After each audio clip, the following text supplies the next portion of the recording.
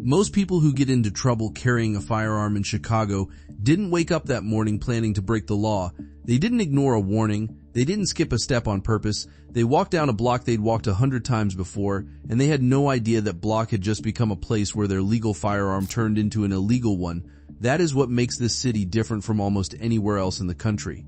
It's not that the laws are necessarily harsher on paper, it's that the geography of Chicago turns ordinary state rules into a minefield and the mines move. So let's break this down piece by piece, because if you carry or you're even thinking about carrying in this city, you need to understand what's actually happening here, not what you assume is happening. Let's start with the thing almost everyone gets wrong, and honestly, it's the most important thing to understand before anything else makes sense. Chicago does not control most handgun carry law. Illinois does. Under the Illinois Firearms Concealed Carry Act, a concealed carry license issued by the state is valid statewide. The same act explicitly states that the regulation, licensing, possession, registration, and transportation of handguns and ammunition by licensees are exclusive powers and functions of the state. That is not a suggestion. That is preemption language written into the statute. This is precisely why Chicago does not have its own separate concealed carry permit system for ordinary handgun carry. There is no Chicago carry card. There is no city-level application process. The statewide framework is the framework. But here's where people let their guard down. They hear that and think Chicago has no role at all. That is a dangerous conclusion. Chicago still matters in two very specific and very real ways. First, the city retains local ordinances in certain areas that go beyond what the state mandates. We'll get to those because some of them will genuinely surprise you. Second, and this is the part that catches people off guard more than anything else, Chicago puts more prohibited locations, more posted private property, and more event-driven restrictions closer together than virtually any other place in the entire state. So the same statewide rule that you could follow without even thinking about it in a rural county downstate becomes something you can accidentally violate 3 times in a 10-minute walk through a Chicago neighborhood. The law didn't change. The density did. And before we go any further, let's be clear about scope. When we talk about carrying in public in Illinois, we are primarily talking about handguns. Illinois law treats rifles and shotguns quite differently, especially when it comes to carrying versus simply transporting them. So the core issue here is not that Chicago invented its own handgun regulatory universe. The core issue is that Chicago makes the existing Illinois rules dramatically easier to violate without realizing it, and that distinction matters more than most people think. Now let's talk about the map, because this is where the real danger lives. Illinois law provides a long and very specific list of locations where a concealed carry licensee cannot knowingly carry a firearm. And when you see this list, your first reaction might be that it seems manageable. But then you overlay it onto Chicago's geography and everything shifts.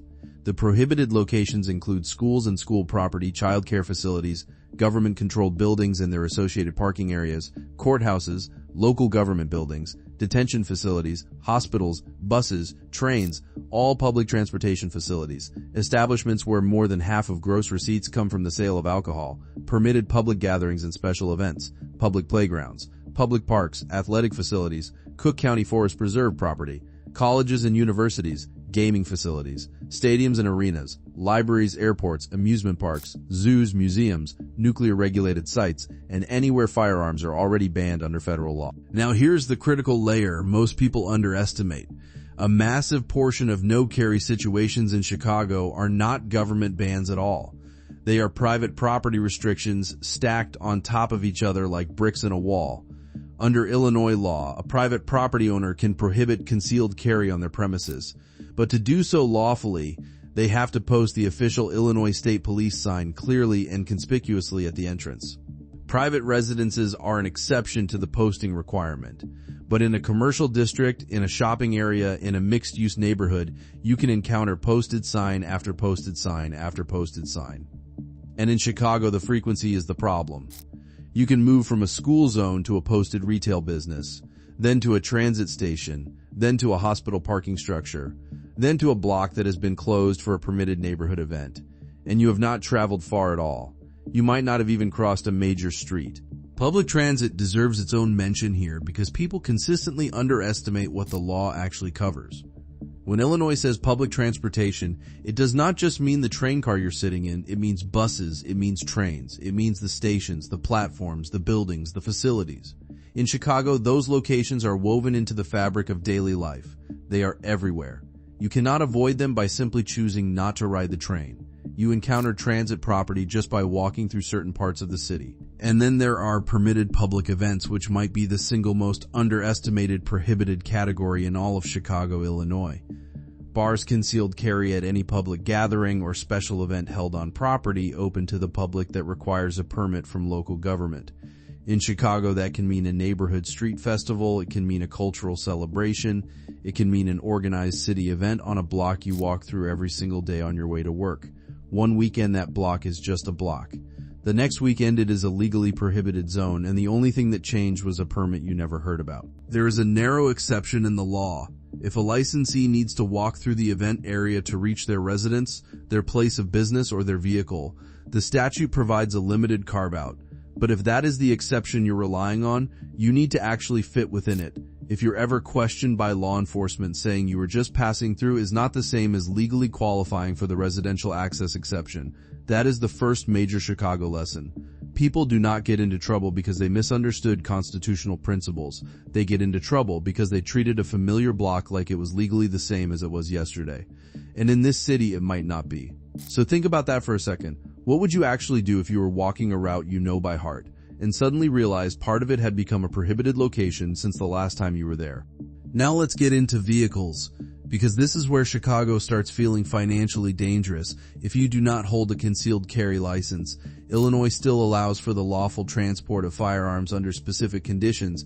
The firearm must be broken down in a non-functioning state, or it must be not immediately accessible, or it must be unloaded and enclosed in a case, and the person must hold a valid firearm owner's identification card. But that is a transport provision.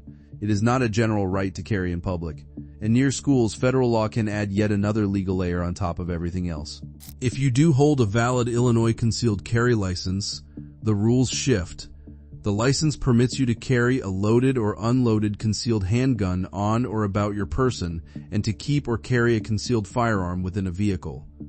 Illinois also provides licensees with a parking lot storage provision that applies to many prohibited location parking areas.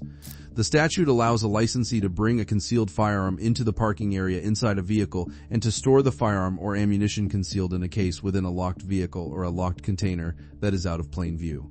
The same statutory subsection also specifies that the licensee may be in the immediate area surrounding the vehicle, but only for the limited purpose of storing or retrieving the firearm from the vehicle's trunk or storage area.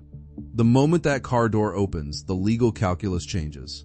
The moment you step away from the vehicle for any purpose other than that narrow storage or retrieval function, you have potentially left the protection of that provision. In a city like Chicago, the hard part is rarely about whether you possess a firearm. The hard part is timing and location, down to the second and the step. Did you secure the weapon before you stepped out of the vehicle, or did you wait just a beat too long? Are you still within the bounds of the vehicle storage lane the statute provides, or have you moved past it? Are you driving along a public right-of-way, or have you now entered a parking area or property controlled by a prohibited location? These are not theoretical questions. These are the exact questions that determine whether you're in compliance or in violation. Illinois does provide licensees one important clarification. Simply traveling along a public right-of-way that happens to touch or border a prohibited property is not by itself a violation, but stopping is different from passing through. And that is exactly why so many Chicago problems begin with the most ordinary sentence a person can say. I was only stopping for a second. If that brief stop turns into a police encounter, here's what you need to know. Illinois does not impose a blanket duty to immediately announce that you are armed the instant an officer approaches. But if an officer conducts a stop and asks whether you're carrying, you are legally required to disclose. You must tell the officer where the firearm is located, and if the officer deems it necessary, you must allow them to secure the weapon during the stop. Some people have strong feelings about that requirement, and honestly, that is worth discussing. What do you think about mandatory disclosure during a police stop? Now we get to the part where Chicago genuinely does have its own local teeth. And this is where the city's municipal code creates rules that exist nowhere else in the state in quite the same way. Chicago maintains city code provisions addressing what the ordinances classify as assault weapons and high-capacity magazines, but the local regulations extend well beyond that. The city limits handgun purchases to one within any 30-day period. The city bans firearm sales or transfers at gun shows held within city limits. Chicago requires gun owners to notify police within 48 hours if a firearm is lost, stolen, destroyed, sold, transferred, inherited, or otherwise disposed of. The city also imposes a home storage requirement, specifically when a minor under the age of 18 is likely to gain access to the weapon. And here is one local provision that catches people completely off guard. Chicago's municipal code makes it unlawful to carry, possess, display for sale, sell, or otherwise transfer any laser sight accessory. There are limited exceptions for active military personnel, militia members, and peace officers acting within the scope of their official duties. But for a civilian concealed carrier, a laser sight accessory on your handgun is a separate municipal violation in Chicago regardless of what state law says about your right to carry the handgun itself. That is the kind of hyper-local rule that people simply do not know about until it is too late. Chicago also has vehicle impoundment authority that directly connects to firearm violations. If a vehicle contains a firearm that is illegally possessed or an assault weapon as defined by the city code, or a laser sight accessory, or a suppressor, the city can impound that vehicle. The registered owner then faces a $2,000 penalty on top of towing fees and daily storage charges.